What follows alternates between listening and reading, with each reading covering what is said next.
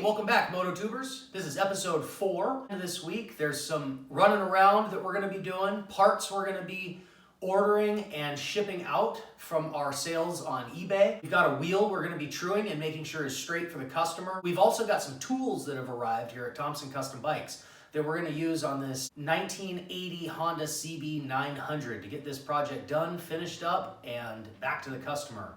Let's get to it. Before adjusting the wheel, I did an inspection and I noticed the portion of the rim that's off has been over tightened.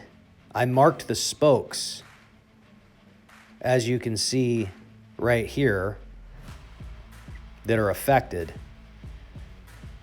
The adjuster nuts have been over tightened to the point of disfiguring them. I'm gonna let the customer know. I decided to go ahead and check out the wheel further, and come to find out some of these adjuster nuts have been stripped out. So this wheel looks to me like it needs to be relaced.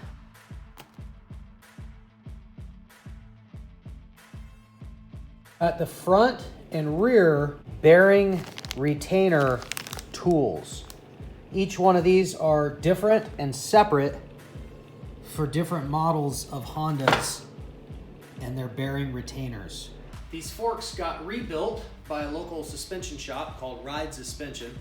They do a real good job of polishing the tubes and cleaning them up real good, completely replaced the guts. So let's go ahead and get these installed.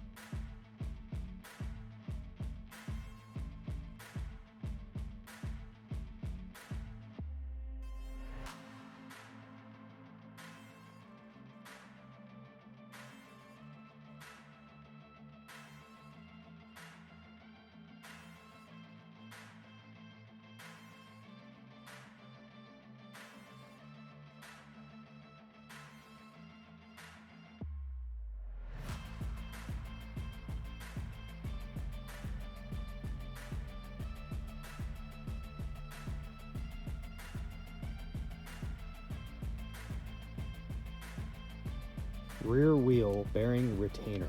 This broke. Let's see if we can find a bike with one on it. Haha! Found a wheel off of another Honda, checked the size, and it's not the same size that we need. So we're not even gonna fiddle with taking it off. It's not worth it. Moving on. Put this back on.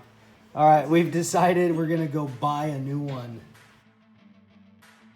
Ordered this off the internet and it finally arrived. So now that we have the new one, we're gonna go ahead and put it in the wheel and get this Honda CB900 rear wheel put back on the bike. Well, MotoTubers, like I said at the beginning of this episode, we've got a lot going on this week. And another thing that kind of popped up is another carb rebuild. I've already gone ahead and pulled the float apart to get an idea of what we're working with. Ordered the parts. We've got Mikuni rebuild kit. These are made in Japan and packaged here in the United States, the kit. I'll go ahead and lay all this out and show you what that looks like right now.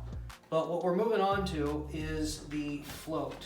And a lot of these components are misshaped over time. Like this one, you can see it's crooked and off. That wasn't allowing the float to operate correctly, which was causing fuel to pour out. We have a new one here. Oftentimes you can go through a carb and you can clean them real good and replace a few parts, or maybe just replace the float.